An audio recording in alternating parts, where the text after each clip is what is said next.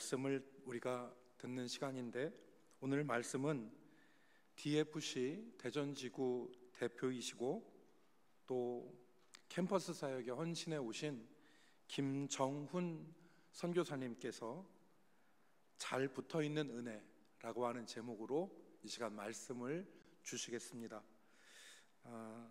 특별히 우리 김정훈 선교사님은 우리 고 김만영 목사님, 저희 교회 은퇴하시고 한 20여 년 나오셨거든요. 우리 김만영 목사님 또 최혜숙 사모님의 장남이시기도 합니다.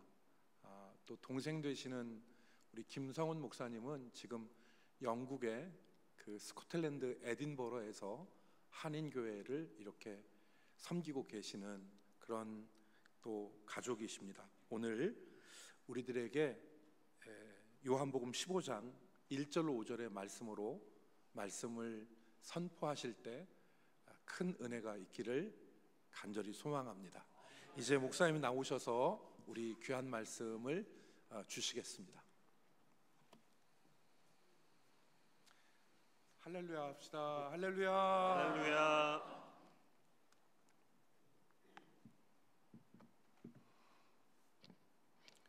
네, 오늘 이렇게 귀한 예배 우리 대전 남북교회 성도님들과 또 우리 대전 DFC 우리 학생들 함께 예배할 수 있는 자리를 마련해 주신 우리 목사님과 또 성도님들께 감사의 말씀을 드립니다.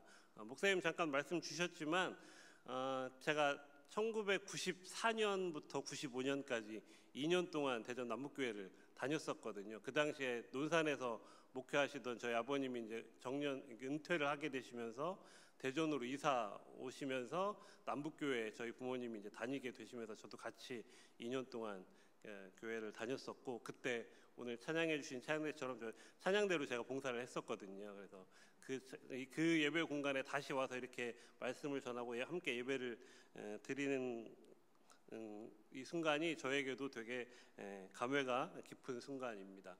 특별히 아까 목사님 말씀 주셨던 것처럼 저희 부모님은 계속 이 교회를 다니고 계시고, 저는 중간에 좀 더 작은 교회를 섬기고자 하는 마음이 있어서 용전동에 있는 새생명교회라고 하는 작은 교회로 옮겨서 지금도 이제 그 교회에서 사역을 하고 있습니다.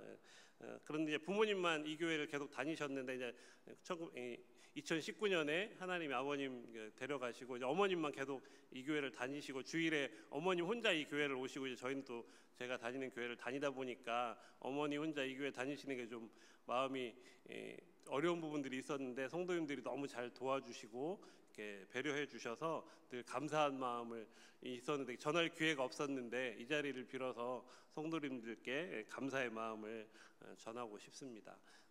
그리고 오늘 특별히 이렇게 2학기 개강을 맞아서 대전 남북교회에서 저희 DFC를 초청해 주셔서 또 예배도 함께 드리고 식사까지 제공해 주셔서 정말 감사의 마음을 표합니다. 사실 저희 선교단체는 1970년대부터 대전 지역에서 사역을 해오고 있었고, 대전역 옆에 저희가 선교센터를 해서 학생들을 훈련하고 예배하는 장소를 쓰고 있었는데, 2020년에 선교센터 부지가 재개발지구로 지정되면서 되게 어려운 상황에 놓여 있었는데, 마침 대전 남북교회와 이렇게 귀한 동역을 할 수 있는 기회가 생겨서 2023년부터 귀한 공간을 함께 사용하고 이렇게 저희가 사역하고 있습니다. 이곳에 옮겨오면서 저희 학생들도 되게 새롭게 꾸며진 공간을 통해서 함께 예배하고 훈련하고 하는 일들을 잘 하고 있고, 또 감사하게 또 저희도 저희 학생들 뭐 다른 지역에서 대전에 와서 저희 모임에 나오는 친구들 중에 이제 교회를 어디로 정해야 될지 고민하는 친구들이 있으면 야 일단 남북교회 한번 가봐라 라고 하고 있습니다. 그래서 오늘은 말씀을 나누는 것도 나누는 거지만 성도님들에게 저희 DFC라고 하는 선교단체가 어떤 일을 하고 있고 또 어떤 필요가 있고 어떤 하나님의 은혜가 있는지를 좀 같이 사역을 소개해드리고, 또 성도님들이 앞으로도 계속 관심 가지고 기도해 주셨으면 좋겠어서 사역을 잠시 소개해드리고 또 말씀을 나누고 그렇게 하도록 하겠습니다. 네, 지금 화면에 떠 있는 것처럼 저희 단체는 한글로는 제자들 선교회라고 하는 이름을 가지고 있고, 영어로는 DFC라는 이름의 단체입니다. 교회 다니지 않는 분들이 흔히 교회를 보면서 얘기할 때 아니 교회는 뭐 이렇게 교단이 많아, 장로교가 뭐고 감리교가 뭐고 성결교가 뭐고 다 같이 예수님 믿는 건데 그거 그냥 하나로 합치면 안 돼? 이런 얘기 하는 분들 있잖아요. 그런 얘기 할 때 뭐 설명하기는 어렵지만 그거 합치기 어려운 거 여러분 다 이해하시죠? 마찬가지로 선교단체도 사실은 되게 많고 다양하거든요. 그래서 선교단체에 대한 선교단체를 대할 일이 많이 없는 성도님들은 뭐가 뭔지 헷갈릴 때가 되게 많습니다. 근데 여러분들은 복잡하게 많이 알 거 없이 오늘 DFC만 아시면 됩니다. 저희랑 동역할 거니까요. 그래서 아까 잠시 언급드렸던 교단은 사실 장로교와 감리교는 뭐가 다르냐? 뭐 그러면 구원에 있어서 그 교리가 다른 거예요. 성경을 어떻게 볼 것인지에 대한 교리가 다른데요. 선교 단체들은 그러면 교회가 있는데 선교 단체는 왜 있는 거지? 라는 생각을 할 수가 있습니다. 그래서 선교 단체들은 그 출발이 뭐냐라고 하면 모두가 다 이 마태복음 28장 19절에서 20절을 이야기하곤 합니다. 우리 잠깐 이 말씀을 같이 한번 읽어볼까요? 시작. 그러므로 너희는 가서 모든 민족을 제자로 삼아 아버지와 아들과 성령의 이름으로 세례를 베풀고 내가 너희에게 분부한 모든 것을 가르쳐 지키게 하라. 볼지어다 내가 세상 끝날까지 너희와 항상 함께 있으리라 하시니라. 예수님이 승천하시기 전에 제자들에게 너희는 가서 모든 민족을 제자로 삼아라 라고 명령하셨는데, 이 명령을 좀 더 전문적으로 구체적으로 이루어 보겠다고 헌신한 사람들이 모인 것들이 선교단체라고 할 수 있습니다. 저희 DFC도 이런 일, 예수님이 모든 민족을 제자 삼으라고 하신 명령을 이루어 보겠다. 물론 뭐 우리 혼자 다 하겠다가 아니지만 이 일을 이루는 일에 우리도 힘을 보태겠다라는 마음으로 시작한 단체입니다. DFC는 1992년도에 시작된 단체고요. 그래서 지금 한 35년 정도의 시간이 흘렀습니다. 그래서 보면 뭐 해외에는 한 9개 정도 나라에서 저희가 선교사들이 사역을 하고 있습니다. 아까 잠깐 말씀해 주셨던 제 동생인 남북교회 출신인 우리 김성원 목사님도 영국에서 사역하고 있는데 저희 단체와 같이 멤버십을 가지고 선교사로 사역을 하고 있습니다. 그리고 우리 한국에는 총 13개 지역에서 저희 DFC 모임이 이루어지고 있습니다. 그래서 이 각각의 지구들이 모두 다 특별히 대학 캠퍼스에서 대학생들에게 복음을 전하는 일을 하고 있습니다. 그리고 오늘 지금 저희가 여러분과 함께 예배하고 있는 저희는 이 13개의 DFC의 각 지구들 중에 대전 지구에 속하는 멤버들입니다. 또 대전에는 저희와 같이 대학생들에게 복음을 전해야겠다라고 하는 그런 선교단체들이 저희 말고도 많습니다. 혹시 몇 개 정도 될 것 같으세요? 마음속으로 생각해 보세요. 한 9개 정도의 단체가 있습니다. 9개 정도의 단체가 뭐 규모의 차이와 여러 가지 차이가 있지만 9개 정도 단체가 대전에 있는 대학생들에게 복음을 전하는 사역을 하고 있습니다. 그러면 저희 DFC는 다른 9개 단체들 중에서 뭘 좀 자랑할 수 있을까? 뭘 강조할 수 있을까? 성도님들께 DFC는 이런 게 좋습니다. 뭘 말할 수 있을까? 제가 고민하다가 한 가지, 이게 자랑인지 아닌지 모르겠지만 자랑거리는 뭐냐면 DFC 9개 선교단체 중에 대전에서 가장 많은 대학에서 저희가 활동하고 있습니다. 보통 대부분의 선교단체들이 뭐 여러 사정과 상황에 따라서 3개, 4개 정도 대학을 사역을 하고 있는데 저희 DFC는 지금 총 13개 대학교에서 학생들과 만나고 복음을 전하고 일들을 하고 있습니다. 이 일들이 이루어지기 위해서는 오늘 여러분 들어오다 보니까 저희 DFC를 위해서 선교헌금을 작정하기 위한 봉투가 놓여 있는 모습을 보았는데, 우리 보통은 캠퍼스에서 이렇게 사역하는 단체의 사역자들을 저희가 간사님들이라고 많이 호칭을 합니다. 다른 단체에서는. 그런데 DFC는 2009년부터 우리 캠퍼스에서 사역하는 분들도 보통 우리가 선교사 그러면 해외에 나가서 복음을 전하는 분들을 우리가 선교사라고 부르잖아요. 그런데 물론 그분들도 선교사지만 국내에서 복음을 전하는 특별히 대학가 캠퍼스에서 복음을 전하는 분들도 캠퍼스 선교사가 아니겠느냐 해서 우리도 간사라는 호칭보다는 선교사로 부르면 좋겠다라고 해서 저희는 사역자들을 선교사라고, 캠퍼스 선교사라고 부르고 있는데, 그 선교사님들이 현재 올해 12분의 선교사님들이 함께 사역을 하고 있습니다.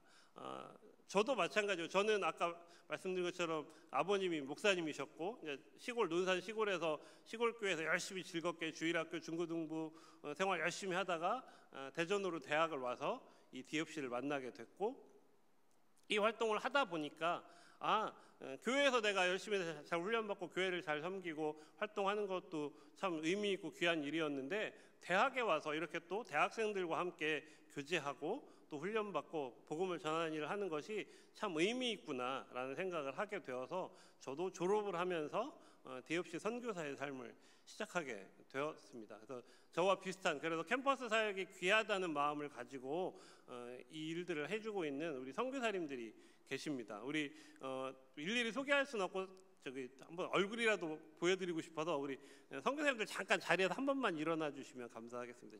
오늘 이분들이 선교사, 박수 한 번만 부탁드리겠습니다. 네. 여러분들 혹시 여러분들 교회에서 어떤 청년이 아프리카 선교사로 지원을 하는 청년이 생기면 여러분 그 청년 보고 뭐라고 하시겠습니까? 참 귀한 결정을 했네, 내가 위해서 기도할게, 이렇게 말씀하시겠죠. 그런데 만약에 여러분의 아드님이 아프리카 선교사로 가겠다고 결정을 하면 여러분 뭐라고 하실 겁니까? 너 잠깐 나랑 얘기 좀 하자 라고 하지 않으시겠습니까? 보통 그렇잖아요.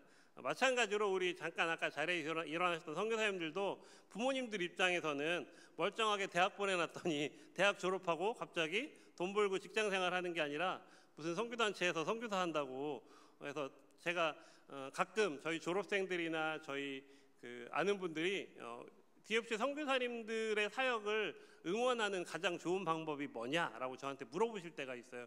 그때 제가 늘 드리는 말씀이 뭐냐면, DFC 선교사는 부모한테도 칭찬 못 받는 직업이다. 그래서 당신이 하고 있는 일이 참 귀한 일이다라고 격려해 주시는 게 제일 큰 힘이 됩니다라고 제가 말씀드렸거든요. 그래서 오늘 남북교회가 DFC 초청해서 밥 사주신 게, 밥 먹여주신 게 가장 큰 격려입니다.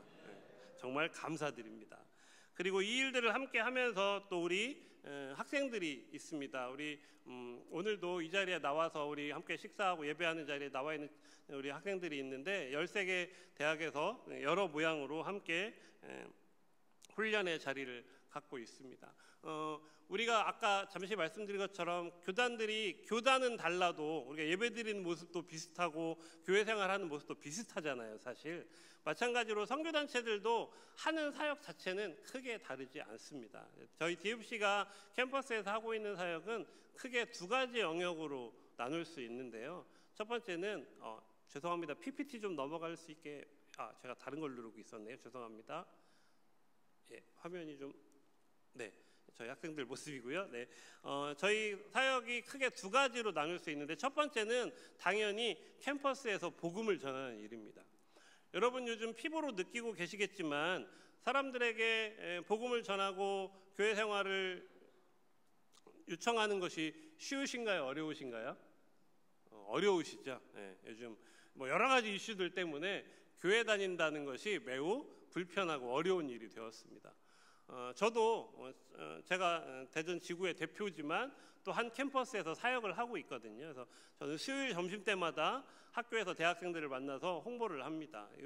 예전에는 조그만 전도 소책자를 가지고 복음을 소개하고 하는 일들을 많이 했지만, 요즘은 그런 것에 대한 학생들의 거부감이 너무 많기 때문에 일단은 저희 공동체를 소개하고 저희 공동체와 함께 프로그램에 참여하면서 관계를 맺고 복음을 듣게 하는 일을 많이 하고 있는데, 그래서 학생들이 관심을 가질 만한 아이템들을 많이 제공합니다.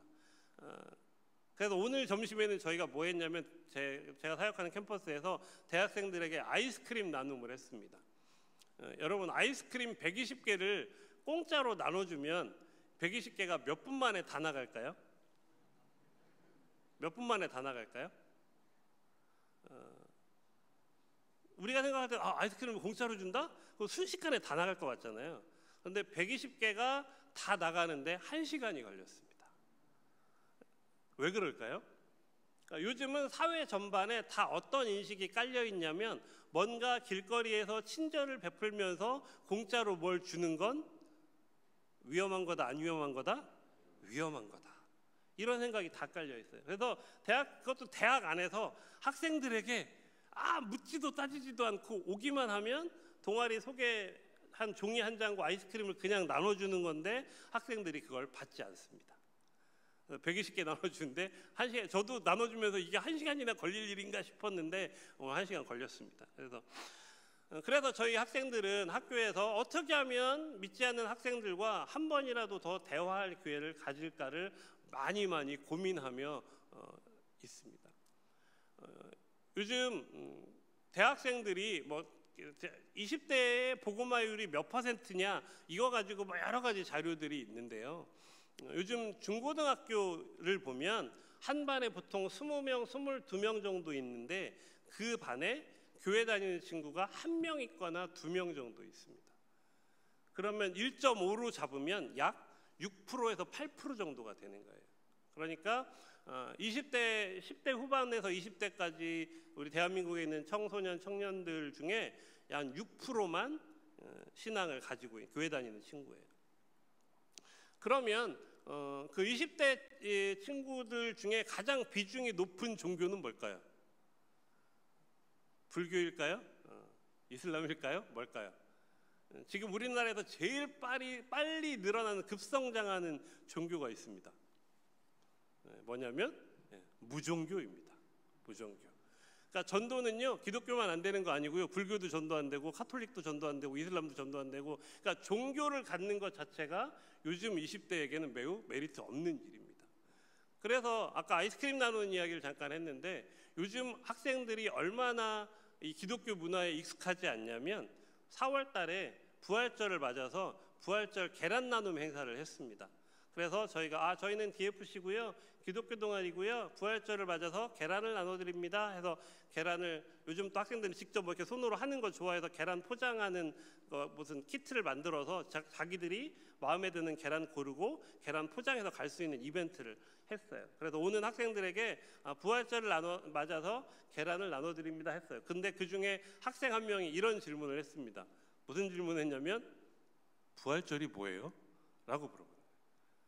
그러니까 이제는 더 이상 그래 어릴 때 한 번은 다 교회 가봤지 라는 말이 통하지 않는 시대가 되었습니다. 그래서 말 그대로 이제 10대와 20대는 흔한 말처럼 선교지가 된 겁니다. 더 이상 기독교 문화를 아예 모르는 시대가 되었습니다. 그런 상황 속에서 캠퍼스에서 복음을 전하는 일이 얼마나 쉽지 않은 일인지는 예측 가능하실 겁니다. 그런데 이 복음을 전하는 일 중에 계속 이렇게 상황만 보면 매우 낙심이 되고 낭망이 될 상황입니다. 그래, 교회 다니는 사람들은 6%밖에 없고 사람들은 다 교회를 싫어하고 기타 등등. 그런데 코로나 시기 이후에 한 가지 하나님이 주시는 은혜가 있습니다. 저도 아직 이게 왜 그런지 원인은 저도 못 찾았는데요. 뭐냐면 저희 단체만 통계를 해마다 저희 단체가 3월 달에 신입생들을 많이 만나거든요. 신입생들을 많이 만나고 그 만나는 신입생들이 저희 단체에 가입을 하게 됩니다. 그러면 그 가입을 한 친구들이 어떤 경로로 가입을 했는지 여러 가지를 좀 통계를 내거든요. 그런데 재밌는 통계가 뭐냐면 교회 다니지 않는, 그러니까 저희는 요즘은 동아리의 성격을 감추는 게 오히려 사회적으로 문제가 되기 때문에 저희가 저희 단체를 홍보할 때는 항상 기독교 동아리 DFC입니다 라고들 이야기하거든요. 그런데 저희 이 DFC에 가입하는 신입생들 중에 교회 다니지 않는 친구들, 기독교 신앙이 없는 친구들의 비율이 몇 프로 정도까지 되냐면 25%에서 30% 정도 됩니다. 그러니까 3분의 1, 좀 많이 잡으면 3분의 1 정도의 대학생들이 저희가 기독교 동아리인 걸 아는데 가입을 하는 거예요. 왜 그럴까요? 저도 모르겠습니다. 그래서 이거 나중에 논문 한번 쓰면 좋겠다. 그래서 심층 인터뷰 좀 해가지고 도대체 왜 DFC를, 우리가 기독교 동아리를 아는데 우리가 기독교 동아리인 걸 아는데 왜 하는 거지? 이런. 뭐 코로나 이후에 공동체에 소속되고 싶은 소속감이 원인이다. 뭐 여러 가지 이유들이 있어요. 그 분석이.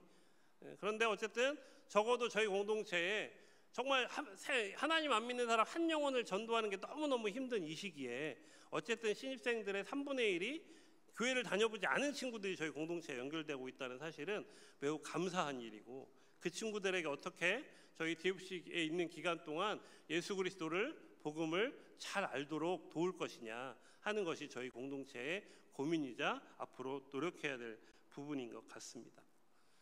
그리고 두 번째는 첫 번째는 전도라면 두 번째는 저희의 멤버들을 잘 훈련하는 일들입니다.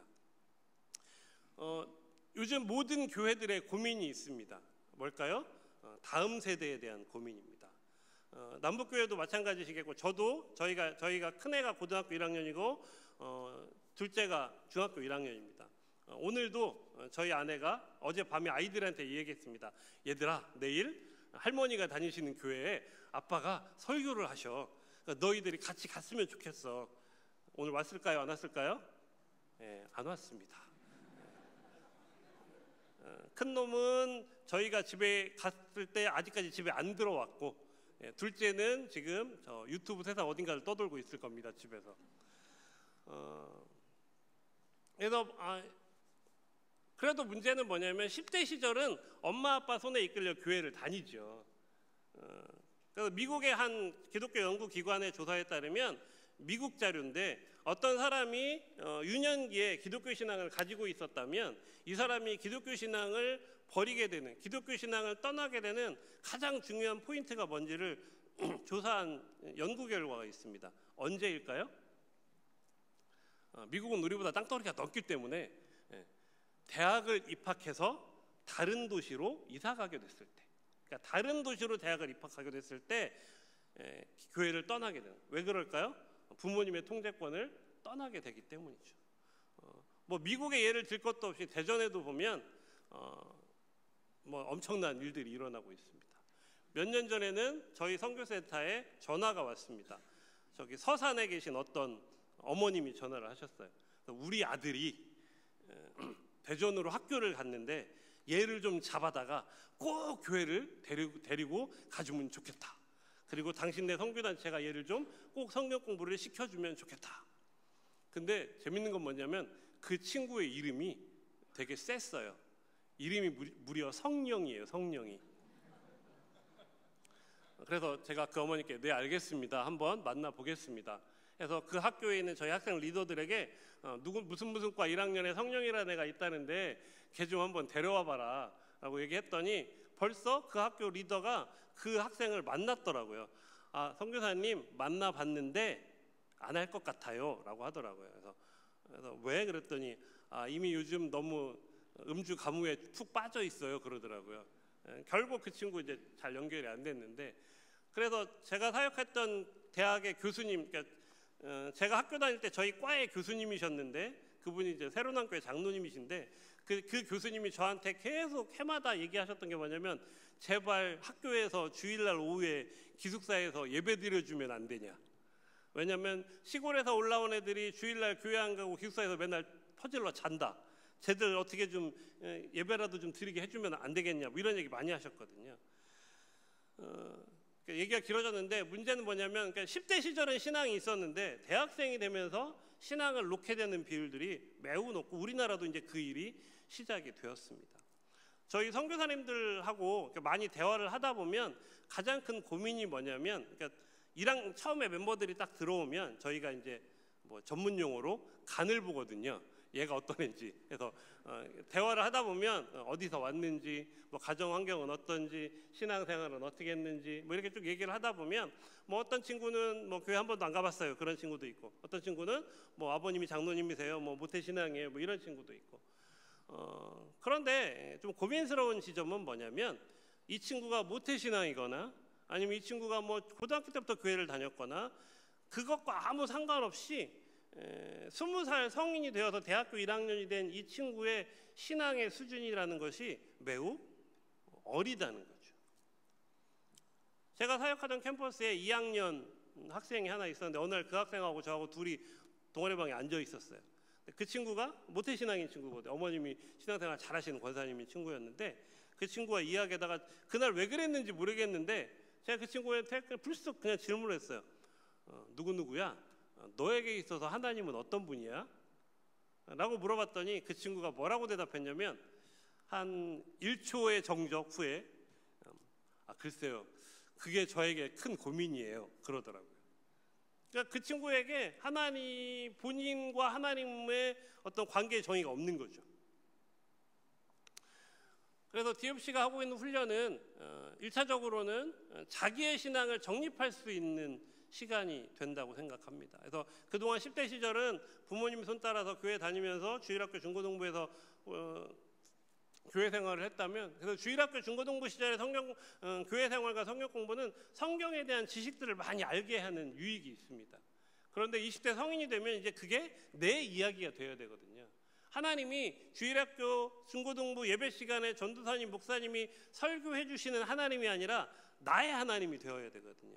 그래야 그게 내 신앙이 되는 거거든요. 그래서 우리 DFC에서는 우리 먼저 훈련받은 리더들이 새로 연결된 학생들을 양육하면서 말씀으로 양육을 하고, 또 당연히 선교단체이기 때문에 어떻게 하면 다른 친구들에게, 복음이 필요한 친구들에게 복음을 전할 것인지에 대한 훈련들을 하고 있습니다. 그리고 정기적으로 한 학기에 한 번씩 주중에 3일 저녁 동안 계속해서 성경을 배우는 시간들을 가지곤 합니다. 요즘 여러 가지 이유들 때문에 교회에서도, 저도 교회에서 학생부 사역을 하고 있는데, 학생부 아이들과 처음에 분위기를 만들기 위해서 한 20분 보드게임을 하고 10분 아이스크림을 먹고 뒤에 성경 공부 30분을 합니다. 그러면 보드게임을 하고 아이스크림을 먹기 시작하면서 애들이 얘기해요. 선생님, 오늘은 아이스크림만 먹고 끝내면 안 돼요? 그러면 제가 얘기하죠. 같이 죽자 이놈들아. 제가 그러는데, 그러다 보니까 선생님 가르치는 입장에서도 어떻게 하면 성경 공부를 좀 짧고 굵게 재밌게 할까, 그 심정이 이해가 되긴 하는데, 그렇게 자꾸 시간이 축적되다 보니까 어떻게 되냐면 사실은 하나님에 대해서, 말씀에 대해서 모태신앙이고 교회를 20년 다녔지만 잘 알지 못하는 문제들이 생기게 됩니다. 그래서 저 사진 중에 왼쪽 아래에 있는 사진이 주중에 3일 동안 성경 갈라디아서 뭐 이런 성경을 한 권을 통으로 배우는 그런 훈련 프로그램을 하는 장면이 끝나고 이제 단체 사진 찍은 건데, 저런 프로그램을 해보면 1학년 학생들이 많이 하는 말이 있어요. 뭐냐면 이렇게 오랜 시간을 들여서 성경 공부해본 거 처음이에요. 그리고 해보니까 재밌네요. 해보니까 은혜가 되네요 라는 말을 하는 친구들이 많습니다. 그리고 요즘 또 저희 오른쪽 아래 사진은 열심히 지난주에 학생들 놀러 갔다 온 사진인데, 요즘은 또 공동체가 중요하고 관계가 중요합니다. 그래서 학생들이 많은 것들을 시간을 함께하기 어렵지만 더 시간을 함께하고 공동체성을 만드는 일들을 힘써 하려고 노력하고 있습니다. 저도 이제 캠퍼스 사역을 꽤 오랜 시간 했는데요. 하면서 느낀 점들이 몇 가지가 있습니다. 대학생 선교 사역은 크게 한 3가지 정도의 의미가 있다고 생각을 합니다. 첫 번째는 아까 말씀드렸던 것처럼 점점 좁아지고 있지만 여전히 복음에 반응할 사람들이 남아있는 중요한 선교지입니다. 아까 말씀드렸던 것처럼 대학에서 아이스크림 120개를 나누는데 1시간이 걸리긴 하지만 그래도 꾸준히 그 일을 하면 와서 대화하고 말을 걸고 반응을 보이는 학생들이 지속적으로 있습니다. 그래서 기도하기는 그렇게 지속적으로 대화하는 학생들 중에 복음에 반응하고 공동체와 연결돼서 훈련에 참여하는 학생들이 생기기를 기도하고 있습니다. 그리고 두 번째 강점은 우리가 교회 성인 성도님들은, 여기 지금 나와 계신 성도님들은 주일 예배도 나오시고 주일 오후 예배, 저녁 예배도 나오시고 수요 예배도 나오시고 새벽 예배도 나오시고 열심히 교회를 섬기고 예배 생활을 하시는 분들이 있지만 대부분의 청년들은 그러기가 어렵잖아요. 또 그렇게 하지 않잖아요. 그래서 대부분의 청년들의 신앙은 주일 예배 드리는 거 한 번, 그것도 어떤 경우에는 청년부 예배 한 번 드리는 걸로 본인들의 신앙을 그냥 유지하는 것 정도 생각하게 됩니다. 그것도 물론 의미 있는 일이지만, 그런데 그렇게 주일에 한 번 정도 얼굴 보는 사이가 가지는 한계는 뭐냐면, 주중에 이 친구가 학교에서, 직장에서 어떤 모습으로 살아가고 있는지, 어떤 신앙의 형태를 가지고 있는지, 또 주님 안에서 살아가기 위해서 어떤 노력을 하고 있는지를 잘 돕기가 너무 어렵다는 문제가 있습니다. 그런데 반대로 저희 선교단체는 월요일부터 금요일까지 주 5일을 보는 관계예요. 그래서 제가 늘 얘기하거든요. 가족 다음으로 친한 관계다. 그리고 이 사회의 모든 관계는 나의 이익을 기반으로 다 관계를 맺잖아요. 그런데 주 5일을 만나는데 그런 이익 없이 단지 하나, 우리가 정말 말씀에 기반해서 제자다운 삶을 살고 있는가 아닌가를 늘 점검하고 돕는 관계. 저희 선교사님들이 캠퍼스에 가시면 하시는 일이 뭐냐면 아침마다 학생들과 함께 큐티 아침 모임 하시고, 학생들 데리고 성역 공부, 말씀 양육하시고, 또 학생들 뭐 고민 있거나 어려운 일 있으면 커피 한 잔 마시면서 인생 상담해주고, 위에서 기도해주고. 그래서 제가 저희 학생들한테 늘 얘기하는 게, 선교사님들한테 고마워해야 된다. 너희 부모님 말고 너를 위해서 이렇게 눈물 콧물 쏟으며 기도해 줄 사람이 세상에 어디 또 있냐. 제가 그 얘기를 많이 하거든요. 그래서 이 5일간의 이 시간들 속에서 함께 많은 시간을 보내면서 우리가 성경 공부할 때 정답을 적는 건 쉽지만 내 삶의 현장에서 말씀대로 사는 건 절대 쉽지 않은데, 그 일들을 끊임없이 서로 피드백하고 돌아보고 도울 수 있는 관계가 캠퍼스라는 현장이라고 생각을 합니다. 그리고 마지막으로 아까 말씀드렸던 것처럼 부모님의 신앙, 다른 누구의 신앙이 아니라 이제 내 신앙을 세울 수 있는 거의 마지막 교회라는 거죠. 남북교회는 우리 청년부들을 잘 도우시고 잘 세워가시는 것으로 제가 옆에서 보면서 알고 있는데, 많은 교회의 경우 학생들이 고등부를 졸업하고 청년부가 되면 교회가 다 그 청년들에게 뭘 기대합니까? 이제 뭔가 일을 하기를 기대하잖아요. 뭐 성가대를 하고 뭐 교사를 하고 뭔가 이제 일을 해주기를 기대하죠. 물론 그 일 역할을 하는 것이 맞긴 하지만, 그런데 그 일을 기대하기 전에 그 청년들이 정말 그 일을 할 만한 신앙적인 성장이 이루어지고 있는지를 확인할 필요가 있다고 생각을 합니다. 그래서 저희 DFC에서는 대학생 사역을 통해서 우리 대학생들이 정말 자신의 신앙을 주체적으로 잘 세워가는 그 일을 도우려고 합니다. 제가 초두에 말씀드렸던 것처럼 선교단체는 다 이 마태복음 28장의 말씀, 가서 모든 민족으로 제자를 삼으라고 하는 예수님의 말씀에 기반해서 출발했다고 말씀드렸습니다. 교단은 성경을 어떻게 해석하는 교리에 따라 달라졌다면, 선교단체는 모든 민족으로 제자 삼으라고 할 때 그러면 저 명령을 어떤 방법으로 이룰 것이냐로 다른 단체들이 생겨났습니다. 저희 DFC는 특별히 오늘 함께 읽었던 마태복음 15장의 말씀으로 저희 사역의 기본 철학으로 삼고 있는 단체입니다. 15장 1절에 보면 나는 참 포도나무요 내 아버지는 농부라 라고 말하고 있습니다. 여기서 말하고 있는 나는이라고 말할 때 이 나는 누구냐면 예수님이시거든요. 예수님이 지금 제자들에게 하나님과 예수님과 제자들의 관계를 포도나무 농장을 비유로 설명해서 소개하고 있는 거거든요. 이 포도나무 농장에서 예수님은 뭐냐면 포도나무예요. 포도 원줄기.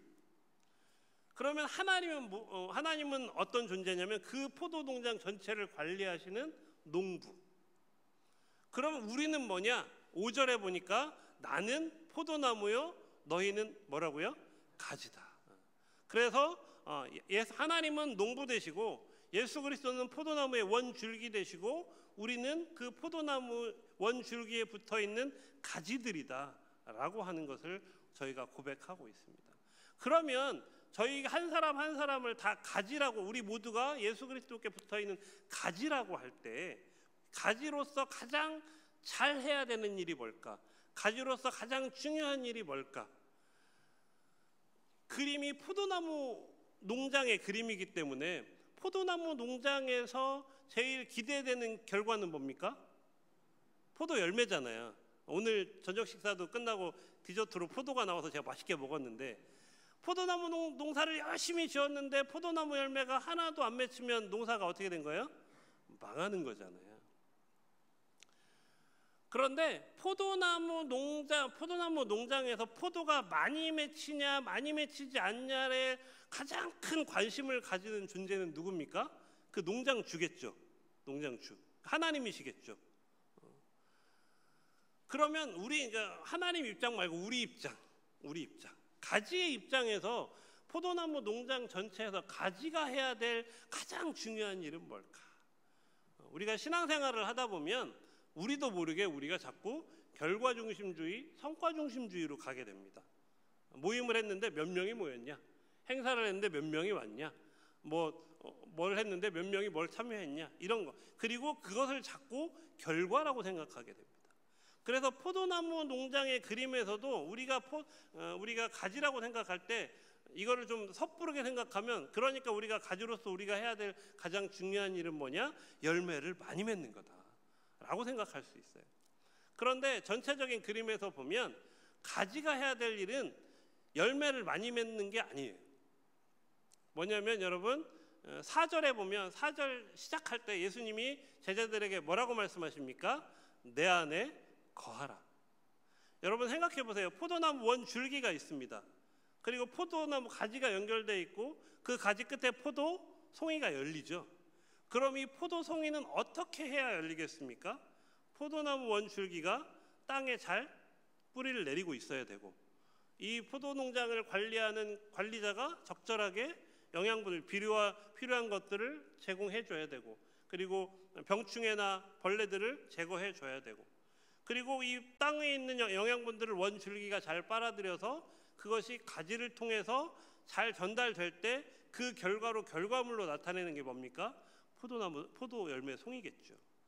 그렇기 때문에 포도나무 가지는 열매를 맺게 되는 것은 자연스러운 결과이지, 이 가지 자체가 나는 오늘부터 빨리 열매를 맺어야겠다라고 내가 노력한다고 열매가 생기는 게 아니라는 거예요.